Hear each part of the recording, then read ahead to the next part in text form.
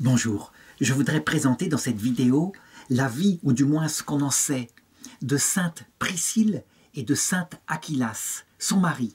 Un couple qui est dans les Actes des Apôtres, souvent cité, et aussi dans certaines épîtres de saint Paul, et qui a véritablement aidé, profondément aidé l'apôtre dans tout son apostolat. Et je peux dire que le pape Benoît XVI a voulu en 2007 faire toute une conférence, une catéchèse de mercredi sur ce couple, afin de bien montrer que, en fait, jamais les apôtres n'auraient réussi s'il n'y avait pas eu ainsi des familles chrétiennes, des gens mariés, qui s'étaient dévoués, prenant des risques pour leur vie, parce que une certaine légende dit qu'ils ont fini par mourir martyrs, comme ce fut le cas pour beaucoup de chrétiens de cette époque-là. Alors on ne sait pas si c'est vraiment Priscille qui est morte martyre, parce qu'on a une sainte Priscille qui peut être un homonyme dans l'Empire romain. Ce prénom était souvent porté. Par contre, ce qui est certain, c'est que l'Église catholique a pris conscience à partir du XXe siècle et maintenant au XXIe siècle qu'on ne devait pas canoniser que des prêtres, des docteurs de l'Église, des grands théologiens ou alors des moines. Il fallait canoniser, c'est-à-dire donner comme modèle aux chrétiens des familles. Et c'était quelque chose de très important. Je dirais que cette prise de conscience est venue, en particulier sans doute, par ce qui s'est passé pendant la Seconde Guerre mondiale. On sait que par exemple en France, 95% des juifs français ont été sauvés parce que des familles chrétiennes ont pris au sérieux ce que le nonce apostolique en France, le futur pape Jean XXIII, venait dire ici et là aux évêchés, aux monastères, à savoir qu'il fallait protéger les enfants juifs réfugiés, qu'il fallait les faire passer pour des chrétiens, parce qu'un sort funeste les attendait. On ne savait pas trop quoi, mais attention, il y avait danger. Et des familles l'ont fait de manière massive, et elles prenaient des risques. Elles prenaient le risque tout simplement que les sbires d'Adolf Hitler, et peut-être la milice du gouvernement de Vichy, viennent visiter leur maison, et éventuellement leur fassent payer quelque chose qu'ils avaient fait pour des enfants juifs en les faisant passer pour des chrétiens, et qu'éventuellement ils se retournent contre ces familles. Eh bien, ils l'ont fait tout de même. Jamais ces personnes-là ne seront canonisées. Certes, l'État d'Israël essaye de reconnaître leur action en ayant étendu à Yad Vashem, à Jérusalem, un jardin où sont marqués le nom de ces justes devant l'Éternel qui ont fait cela. Ils ont sauvé des hommes. On connaîtra leur gloire dans l'autre monde, mais on doit savoir que quand on est marié, un tel geste est profondément héroïque, parce que un père et une mère de famille, à la différence d'un moine qui a renoncé à tout, eh bien, il a obligatoirement, par devoir d'État, des attaches sur la terre. Les attaches, par exemple, à la protection de ses enfants. On ne peut pas mettre en danger sa propre vie, et la vie de ses enfants principalement, la vie de son épouse, par exemple, pour prendre un danger, pour aider d'autres personnes. Eh bien, certains l'ont fait. Et il faut bien comprendre, si ceux qui sont pères de famille écoutent, ou mères de famille écoutent cette vidéo, il faut bien comprendre à quel point il y a là un héroïsme sans doute bien plus fort que pour quelqu'un qui n'a aucune attache sur terre.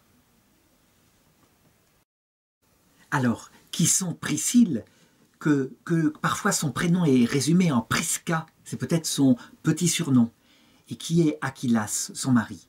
On ne sait pas, on n'a aucune espèce d'information sur leur enfance. Est-ce qu'ils avaient des enfants? On ne sait pas, mais c'est quelque chose qui changerait énormément la considération sur ce qu'ils ont fait, si on pouvait le savoir. Les premiers détails qui nous sont donnés sur eux tiennent en quelques versets des Actes des Apôtres, donc un récit fait par saint Luc, qui dit que, après cela, Paul s'éloigna d'Athènes et gagna Corinthe, et là, il y rencontra un juif nommé Aquilas, originaire du Pont, qui venait d'arriver d'Italie avec Priscille, sa femme, à la suite d'un édit de Claude qui ordonnait à tous les juifs de s'éloigner de Rome. Il se lia avec eux, et comme ils étaient du même métier, il demeura chez eux et il y travailla. Ils étaient, de leur état, fabricants de tentes.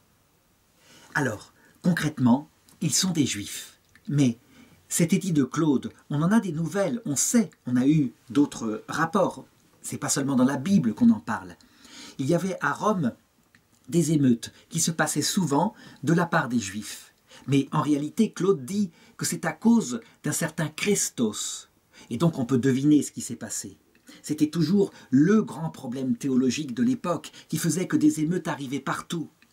Des Juifs disaient qu'il n'y a pas de vie après la mort, ce qui compte, c'est la récompense ici-bas. Et les chrétiens, qui étaient des Juifs, issus donc du judaïsme, disaient au contraire avec Jésus, mais aussi avec les pharisiens, qu'il y a une vie après la mort, qu'il y a une résurrection. Or, le cœur du message chrétien, c'était justement le fait que le Christ, venu sur terre, était ressuscité, donc il était vivant dans l'autre monde. Et à chaque fois, les Sadducéens d'un côté, qui étaient des Juifs ne voulant garder que les livres écrits en hébreu, et de l'autre côté, les pharisiens, mais aussi les chrétiens, eh bien, entraient en conflit. À un moment donné, ces conflits ont dû tourner à Rome à des tas de rixes, évidemment. Et donc l'empereur Claude a décidé de se débarrasser de ce problème et de faire la paix dans Rome alors que les habitants se plaignaient. En reconstituant toute la geste de saint Paul, on s'aperçoit que cette scène qui est racontée par saint Luc a dû se passer dans les années 50 après Jésus-Christ, donc moins de 20 ans après la mort et la résurrection de Jésus. Ce qui est aussi manifeste, c'est que les Romains ne comprennent rien à ces débats théologiques. Christos, Christos, ils ne savent pas qu'est-ce que c'est.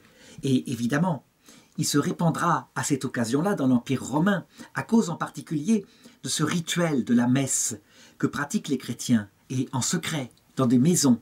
Il se répandra des théories du complot, et les Romains commenceront à se dire qu'on a peut-être ici affaire à une secte orientale, un petit peu comme les Dionysiens, qui, eux, buvaient du vin, se saoulaient, provoquaient des orgies. En l'occurrence, là, ça serait beaucoup plus grave.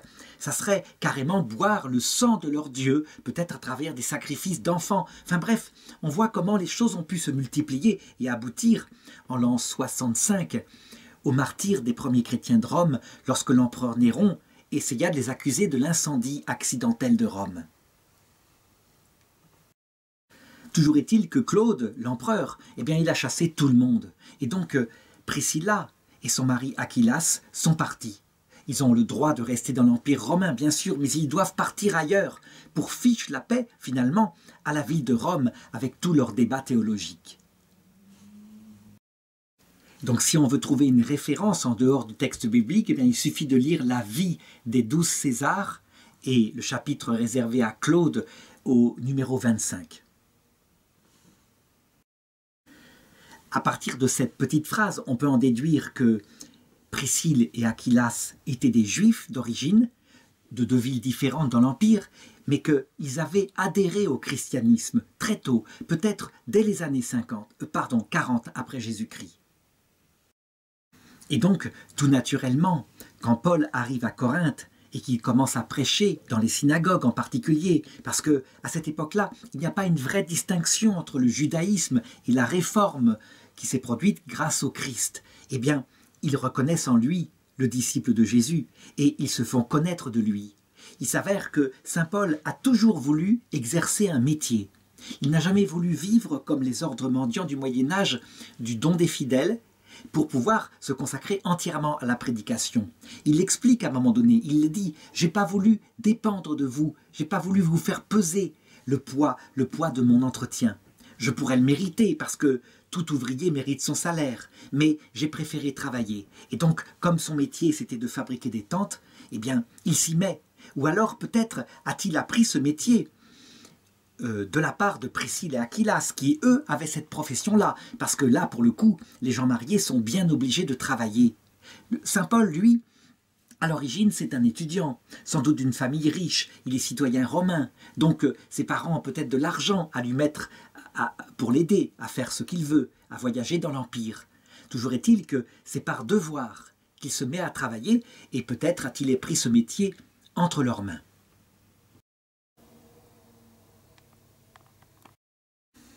La deuxième mention qu'on a de Priscille et Achillas, eh bien, c'est après leur déménagement dans une autre ville de l'Empire qui s'appelle cette fois Éphèse. Et voilà les circonstances. Il arrive à Éphèse un juif nommé Apollos, qui est originaire d'Alexandrie, et il se met à prêcher. Il parle des Écritures, il est éloquent, il connaît bien, il est instruit dans la voie du Seigneur, et dans la faveur de son âme, il prêche et enseigne avec exactitude ce qui concerne Jésus, bien qu'il ne connût seulement le baptême que de Jean-Baptiste. Alors, il se mit à parler avec assurance dans la synagogue, et Priscille et Aquilas, qui avaient entendu, le prirent avec eux et lui exposèrent plus exactement l'enseignement de Jésus. Ça, c'est raconté dans les Actes des Apôtres, chapitre 18, verset 24.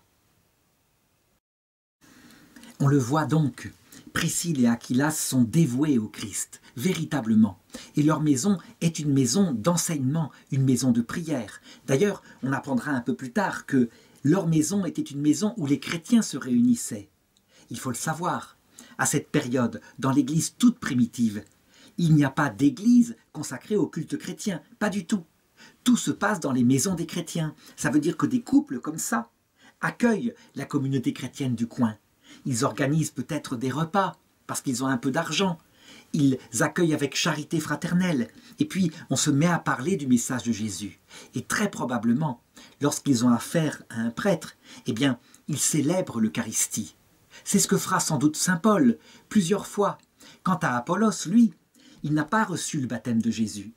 Pourtant, il prêche avec une science, parce que c'est quelqu'un qui a reçu une éducation dans l'Empire romain, tel que ça se passe à l'époque, à travers des philosophes.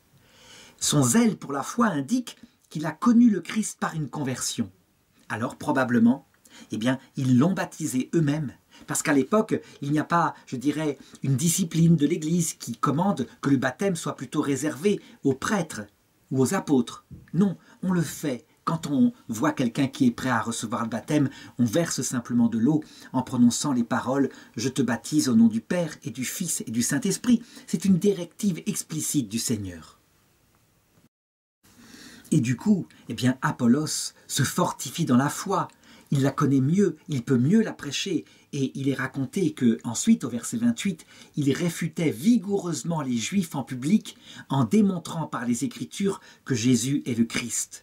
Et tandis qu'Apollos était à Corinthe, Paul, après avoir traversé le haut pays, arriva à Éphèse. Il y trouva quelques disciples. Ces deux-là vont avoir un destin commun par la suite. Et on voit, ils se rencontrent dans cette toute petite église du début, grâce à l'intermédiaire de cette famille qui est toujours présente.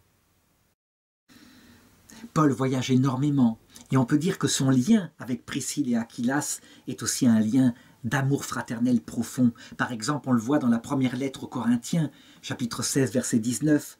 Il ne manque pas de profiter de la lettre pour envoyer ses saluts les plus amicaux dans le Christ à Priscille et à Aquilas. Le pape Benoît XVI, dans sa catéchèse du mercredi concernant Priscille et Aquilas, dit bien que cette petite communauté au départ, qui est simplement leur famille, eux deux, leur conversion et peut-être leurs enfants.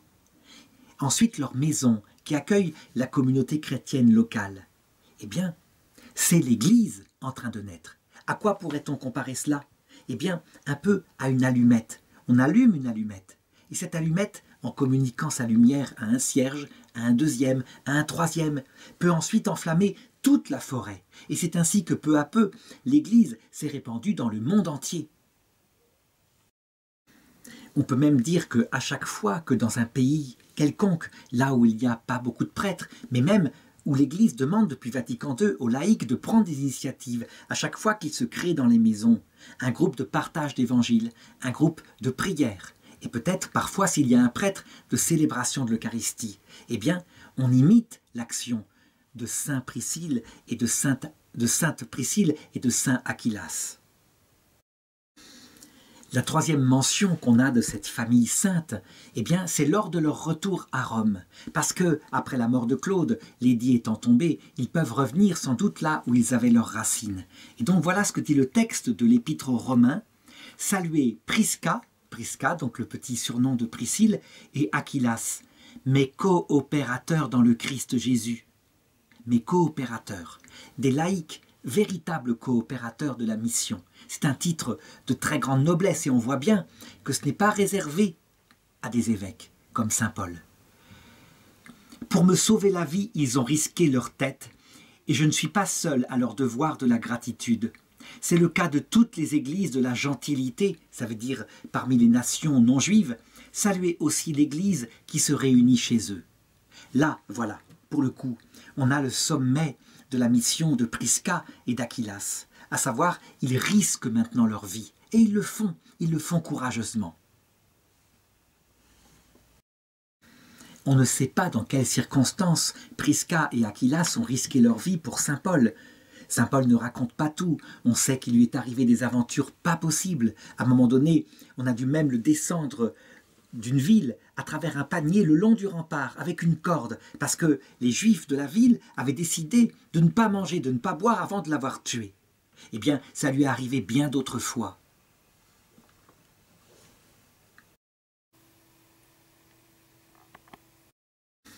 Et là, je voudrais commenter en reprenant quelque chose que le bon sens de saint Paul lui a fait constater.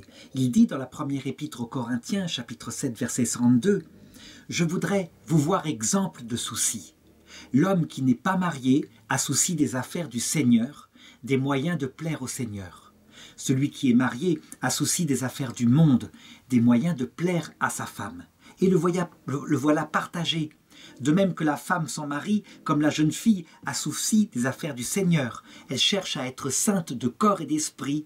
Celle qui s'est mariée, au contraire, a souci des affaires du monde, des moyens de plaire à son mari. » Ce texte-là, je le sais, a été utilisé très souvent par des moines et des théologiens célibataires pour montrer la supériorité de la vocation consacrée à Dieu sur la vocation du mariage. Il semble en effet, quand on le lit mal, que puisqu'on a souci du monde, on pourrait dire qu'on a souci du mondain, donc qu'on se comporte avec mondanité quand on est marié. En réalité, je crois que ce n'est pas comme cela, et ceux qui sont mariés peuvent véritablement le considérer. On n'a pas souci du monde au sens mondanité, on peut être tout à fait soucieux de la mondanité en étant célibataire. Non, on a un souci par devoir d'État, je l'ai dit au début de cette vidéo, pour les enfants qu'on doit protéger, à qui on a donné la vie. Or, dans des circonstances où on risque sa vie, comme c'est le cas ici, il est évident que si on n'est pas marié, c'est beaucoup plus facile. Il suffit de se replonger encore une fois dans ce que la France, la Belgique, etc. ont vécu pendant la Seconde Guerre mondiale. Quelqu'un qui est parachuté en terre ennemie et qui est célibataire, qui a éventuellement sur lui, parce que c'est comme ça qu'il faisait, une capsule de cyanure.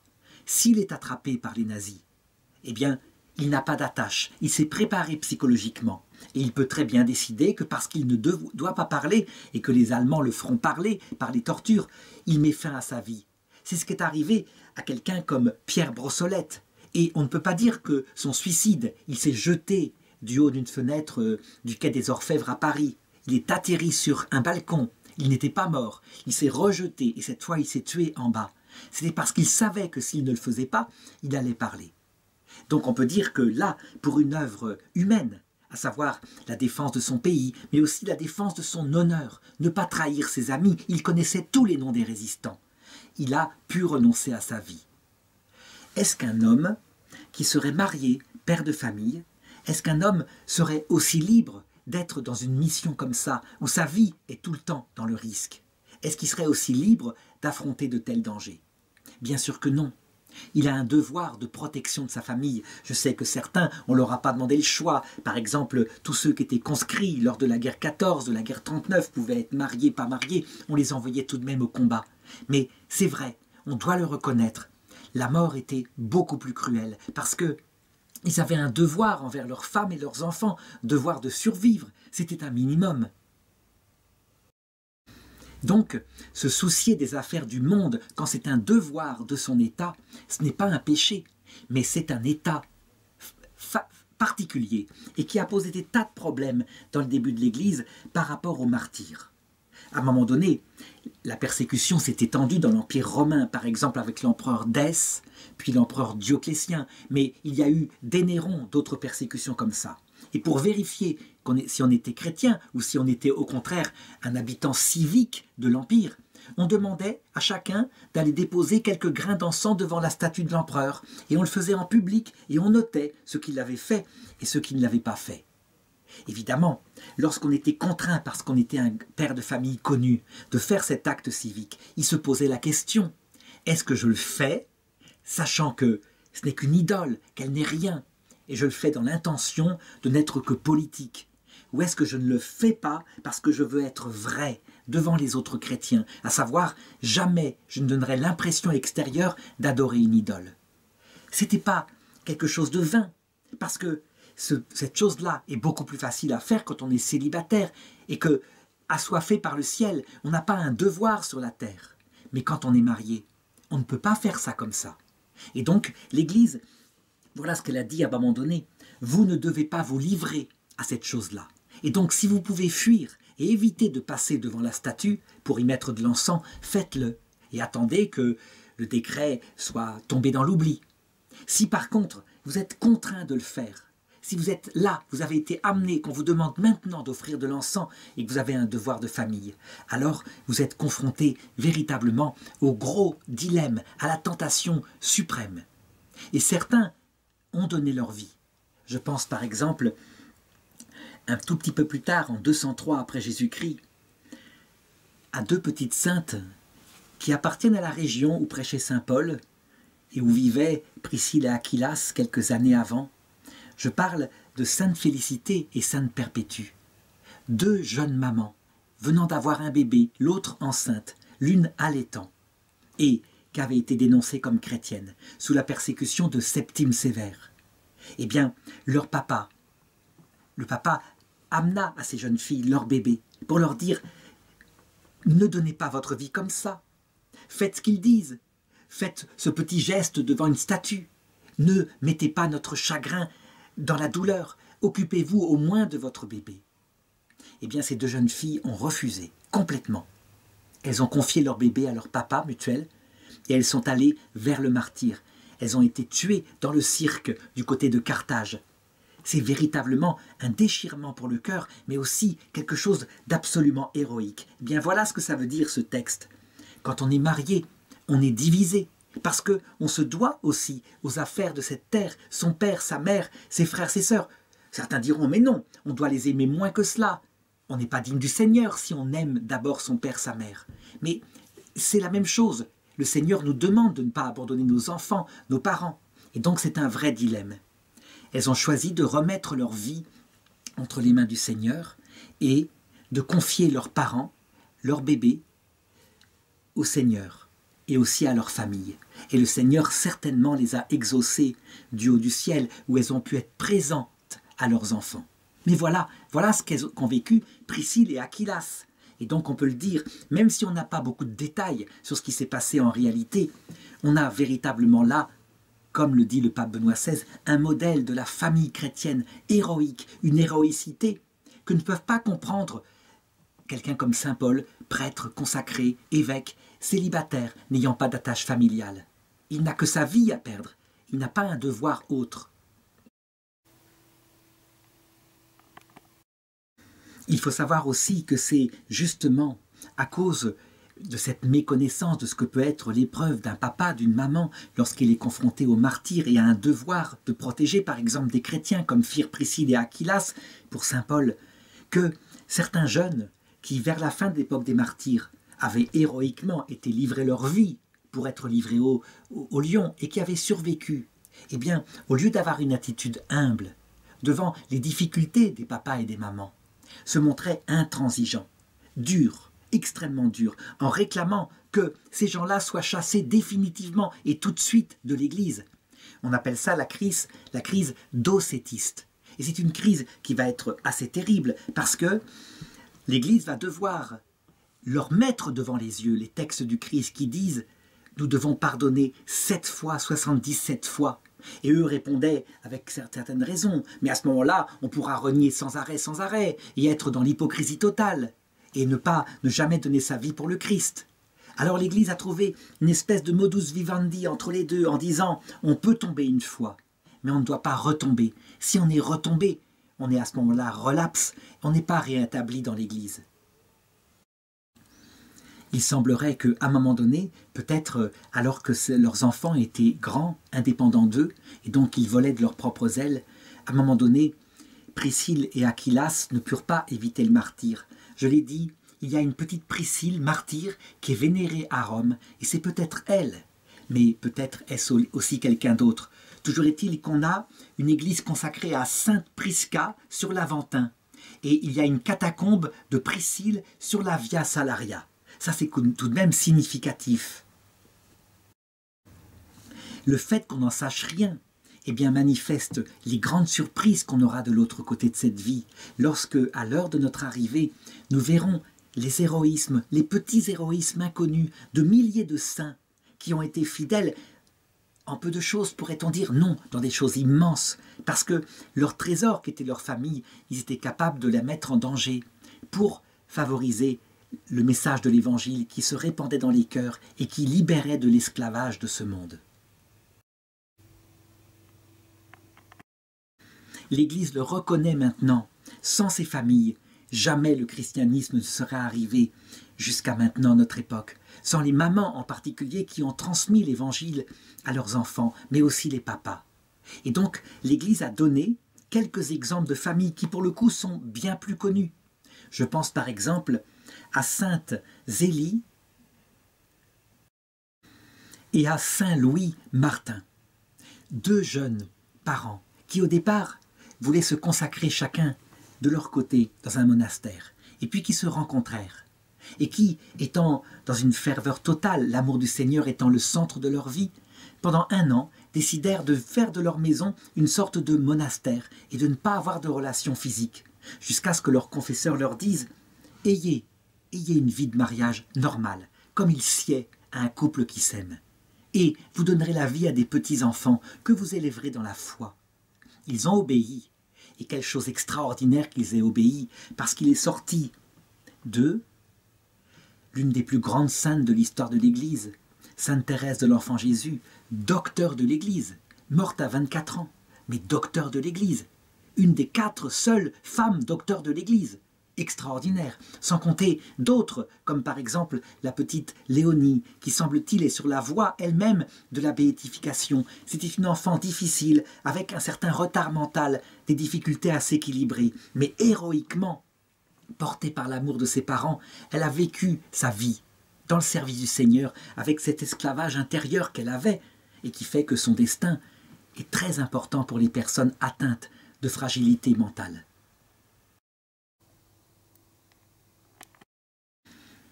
Je dirais pour conclure que ça va être quelque chose de fantastique quand nous allons arriver de l'autre côté et que nous allons passer notre éternité à rencontrer de tels destins, de telles petites choses immenses qui ont été faites et qui ont permis à l'Évangile de se répandre, comme je le disais, comme un feu de forêt qui maintenant envahit le monde. C'est ce que disait le Seigneur. Je suis venu allumer un feu sur la terre et comme il me tarde qu'il ne soit allumé.